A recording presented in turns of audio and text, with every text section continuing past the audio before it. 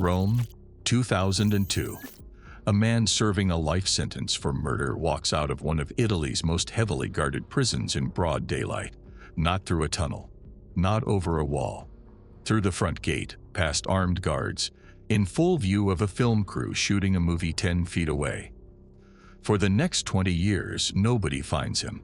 He builds a new name, a new country, an entire new face for the world to see. Except for one thing. A single scar, carried since a knife fight decades earlier. The one detail he could never erase no matter how careful he stayed. That detail is exactly why this story doesn't end the way he planned. This is how a Sicilian mafia boss vanished for 2 decades in plain sight, and how an ordinary car, driving down an ordinary street with a camera bolted to its roof, finally brought him back. To understand how a man walks out of one of Europe's most secure prisons, you have to go back further than the escape itself, back to who he was before he ever set foot inside it. Gioacchino Gammino was born in 1961 in Agrigento, a coastal city on the southern edge of Sicily, in a part of the island where, for most of the 20th century, organized crime wasn't an undercurrent, it was the current itself. Local businesses paid for protection whether they wanted it or not. Disputes weren't settled in court, and by the time Gammino was old enough to notice, the men who ran that world weren't hiding from anyone. By his early 20s, he joined the Stidda, a homegrown Sicilian crime organization based out of Agrigento, built specifically to compete with the far more famous Cosa Nostra rather than answer to it. That distinction mattered. The Stidda wasn't a junior branch of the mafia everyone's heard of. It was a rival, and the two sides fought like one. Bombings, assassinations, bodies left in public as warnings to anyone thinking about switching sides. Sicily, through the 1980s, buried people from this war on a regular schedule. Gammino didn't stay a name on a police list for long. He moved up fast, from foot soldier to someone who gave orders, running drugs, protection, and extortion across Agrigento's territory. This was the same period, the same island, that produced Giovanni Falcone, the anti-mafia magistrate who would spend the coming decade building the legal cases that finally cracked Cosa Nostra open, and who would pay for it with his life in 1992. Falcone's war wasn't against one man. It was against the entire structure Gammino was climbing. In 1989, that climb cost someone else everything. Gammino shot and killed a man in Campobello della Cotta, convinced he was looking at a rival from Cosa Nostra. He wasn't.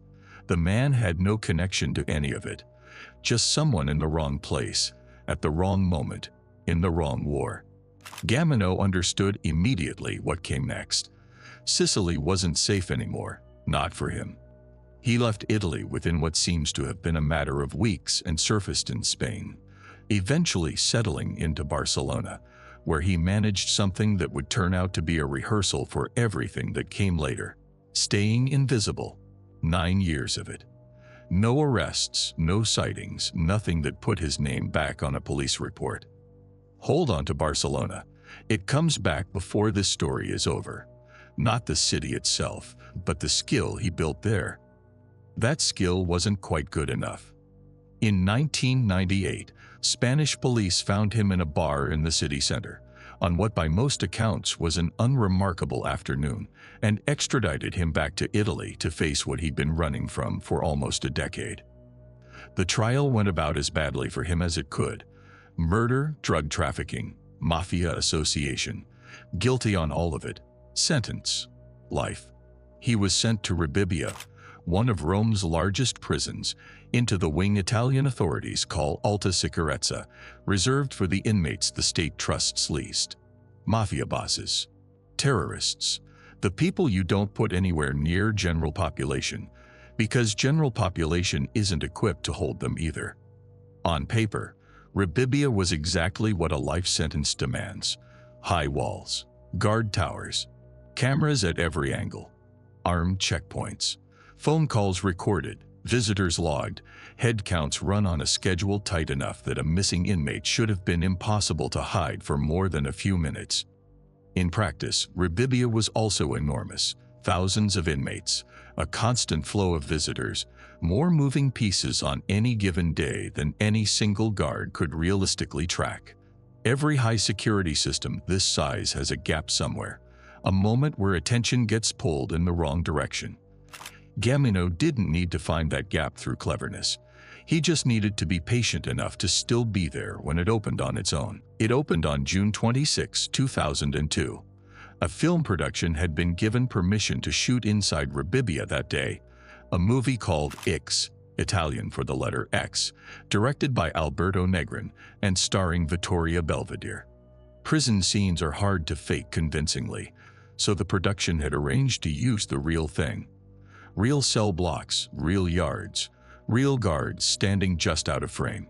Crew, actors, and extras moved through the facility all morning, setting up lighting rigs and camera positions in places that, on any other day, would have had nobody in them but inmates and staff. It also happened to be a visiting day. Dozens of inmates were gathered on a lawn near the prison chapel with family who'd come to see them.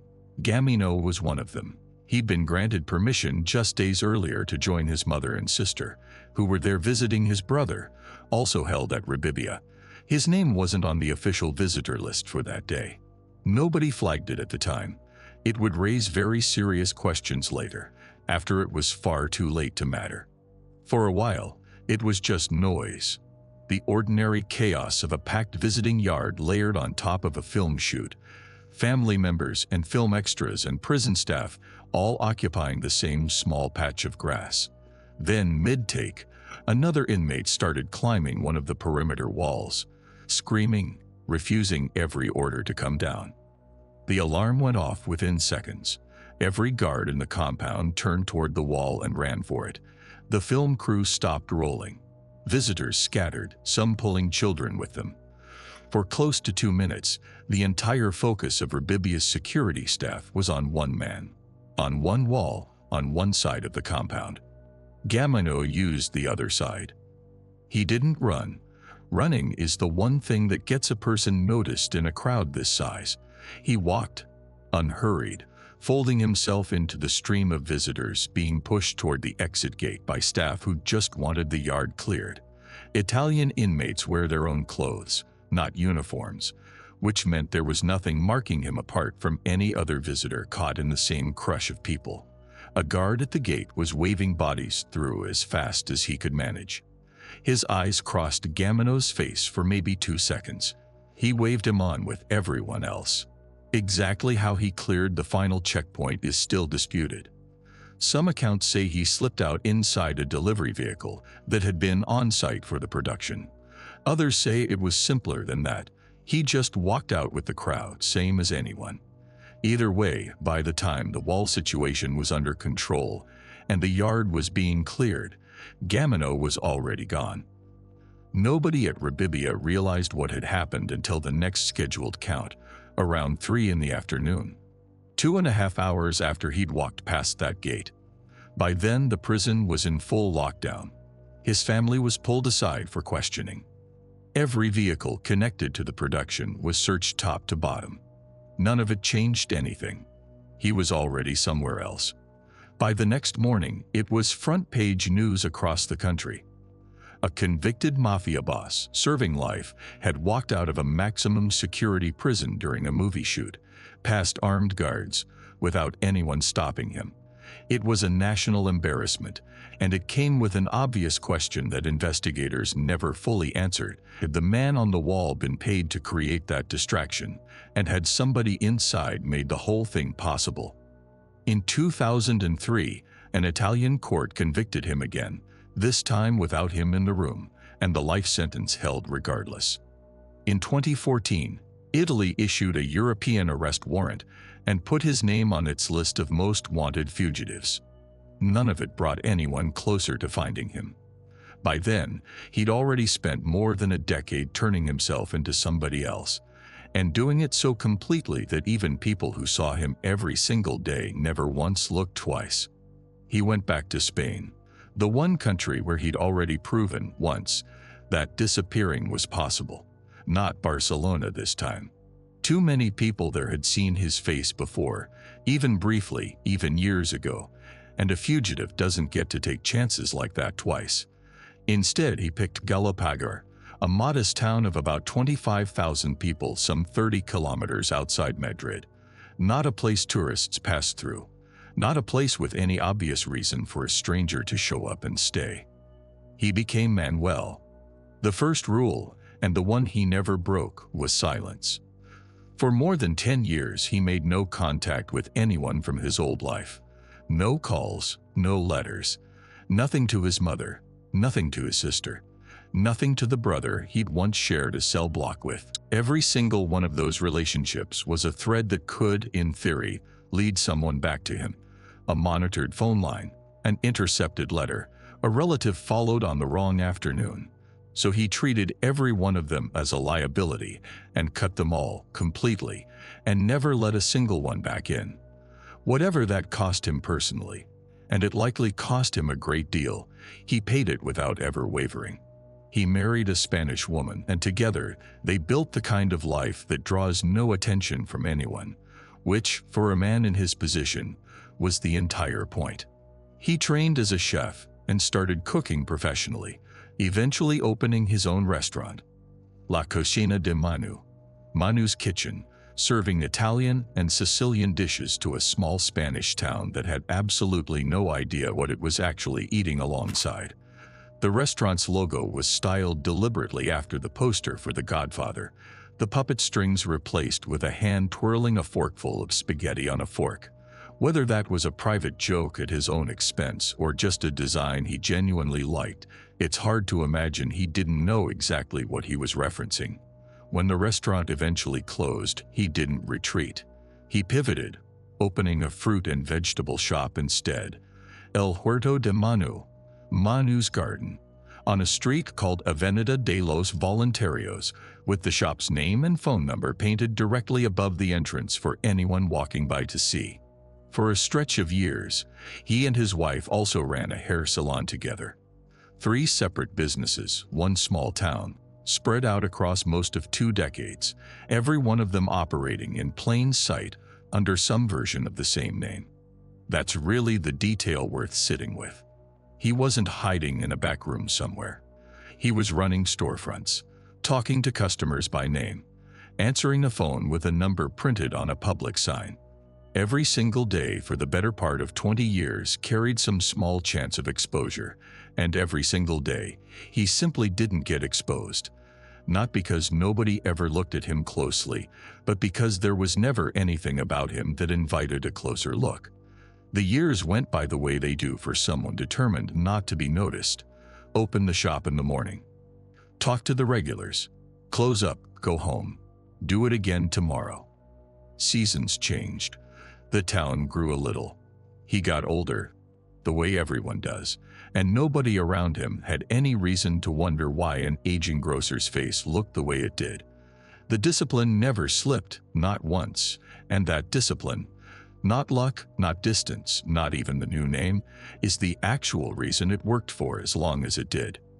There was exactly one thing about himself that no amount of discipline could fix. On the left side of his chin, Gammino carried a scar from a knife fight back in Sicily. Decades old, never fully faded. To a stranger buying vegetables from him, it meant absolutely nothing. The kind of small imperfection nobody remembers 5 minutes later. To anyone who already knew what they were looking for, it meant everything. In July 2018, a Google Street View car made its routine pass down Avenida de los Voluntarios. These cars cover enormous distances, entire countries, block by block, year after year, with no destination in mind and no idea what they're actually photographing. This one photographed 2 men standing outside El Huerto de Manu, mid-conversation. One of them in a beige shirt. Nothing about the moment stood out in any way. The image uploaded automatically to Google servers, joined millions of others exactly like it, and sat there completely unremarked on for years. It just hadn't been searched for yet. That search finally began with the DIA, Italy's anti-mafia investigation directorate, based in Palermo, which had quietly reopened Gammino's case as part of a fresh 2-year push to track down long-standing fugitives connected to Sicily's organized crime networks. A tip suggested he was alive and living somewhere in Spain. That's not nothing, but it's also not much. Spain is a large country, and somewhere covers a lot of ground when the person you're looking for has spent 2 decades making sure he leaves no trail. What eventually surfaced was a small specific detail: a fruit and vegetable shop outside Madrid with the word Manu somewhere in its name. An investigator typed it into Google Maps: El Huerto de Manu, Galapagar, and the shop came up, complete with a street view image from July 2018, showing a man standing right in front of it. Google automatically blurs faces in these images for privacy, so the photo alone confirmed nothing. But directly above the door in that same photo, painted in plain, legible letters, was the shop's phone number. They ran it. It connected back to a defunct restaurant across town, La Cocina de Manu. Same number. Same first name attached to 2 separate businesses. The restaurant itself had closed years earlier, but its Facebook page hadn't gone anywhere, and sitting on that page was a photo nobody had ever blurred. The chef, standing beside a pizza oven in his whites, face completely visible to anyone who cared to look. Investigators ran age progression software against an old photo of Gammino and matched it against the man in the chef's photo. A second image, pulled from a TripAdvisor review of the same restaurant, backed it up. Same kitchen, same face. And there, on the left side of his chin, exactly where it had always been, was the scar. The one detail he could never erase.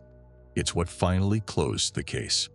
On December 17, 2021, Palermo prosecutor Francesco Lovoy coordinated with Spanish authorities to move on him. Italian DIA agents flew into Madrid.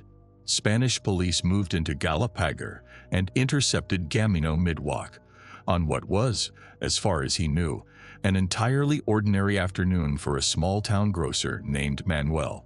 He didn't run. He didn't fight.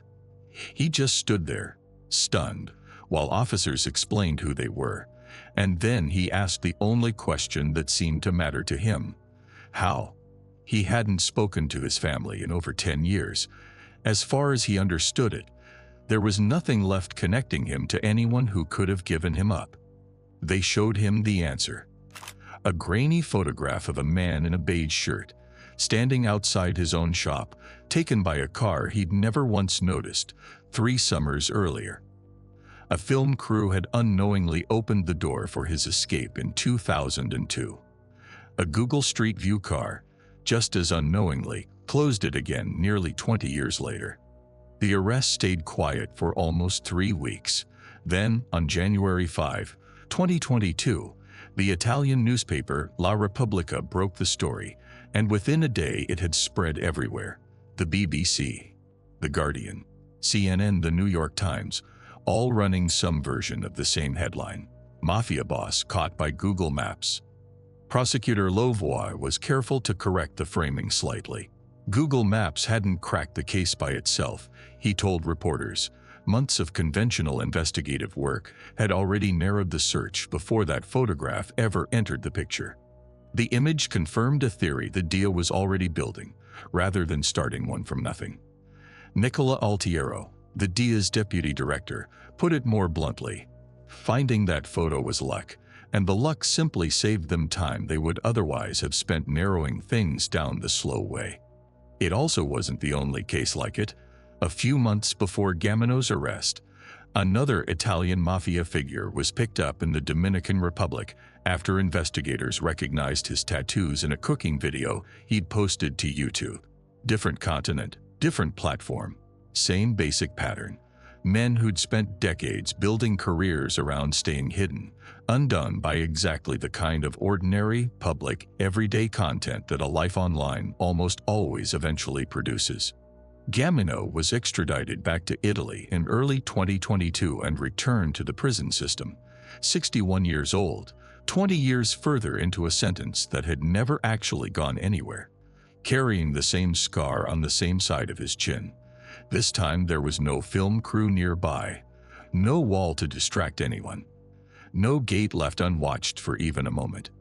To this day, the Rebibbia escape is remembered as one of the most embarrassing failures in modern Italian prison history. A man serving life walking straight through security while a film crew rolled cameras 10 feet away. Falcone never lived to see any part of the ending. He was killed in 1992, a full decade before Gammino ever escaped, in the same long war between the Italian state and organizations like the Stidda that shaped both of their lives, even though their paths never crossed directly. He didn't get an ending of his own. In its own roundabout way, this story is still connected to the fight he gave his life to. Because underneath all the specific details, this is really a story about the limits of disappearing. You can take a new name. You can move to a new country. You can cut off everyone who ever knew you and build a completely different life on top of the wreckage of the old one. What you cannot do, what nobody can do, is change your own face. And now that every street eventually gets photographed, every small business ends up online somewhere, and a single phone number can quietly connect two businesses years apart, staying invisible for good is a far harder trick than it used to be, even for someone as disciplined as Gammino turned out to be. None of the tools that eventually caught him existed on the day he escaped. There was no Street View in 2002, no Facebook, no TripAdvisor. He vanished into one version of the world and got pulled back out of a completely different one 20 years later by technology nobody had even imagined when he first walked out that gate. If stories like this one are your kind of thing, hit subscribe and turn on notifications so you don't miss the next one.